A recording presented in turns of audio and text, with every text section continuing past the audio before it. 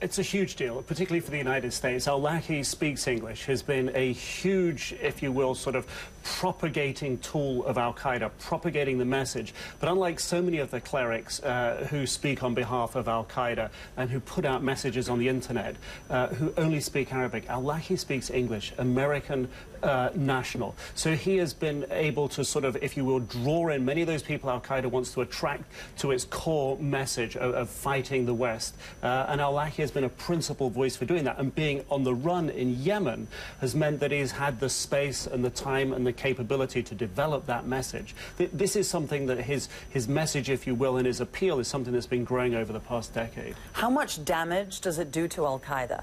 I think operationally it may not damage them operationally in terms of what threats and terror attacks they plan to carry out. One of their principal bomb makers, Ibrahim al-Asiri, is in Yemen as well. He made the printer bombs that were used to target US aircraft last year, made the underpants bomb that was used to target a US airliner 2 years before that.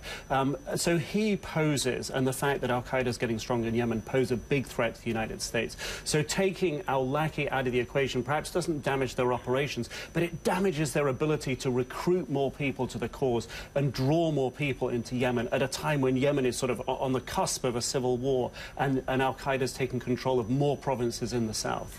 And partly, too, because Al-Awlaki was savvy on the internet and was able to use it in such a way that was effective for Al-Qaeda.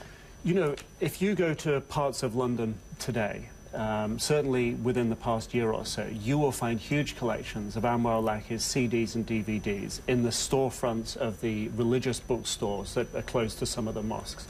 Not because these CDs and DVDs are full of him promoting a call to jihad and an absolute terroristic type violence, but they have been a sort of a strong message and appeal to people to come to sort of his purer form of Islam, if you will, over the past decade. So, so his ability to reach out to people. I was in one of those stores, bought a box set of these DVDs, and another elderly gentleman came in at the same time and bought another set as well. And I was surprised and talked to him about it. He said, no, this guy, we like him. We like what he's saying and how he's saying it, even though the terms that he speaks in are not calling for sort of terror and violence, but he's got that charismatic appeal.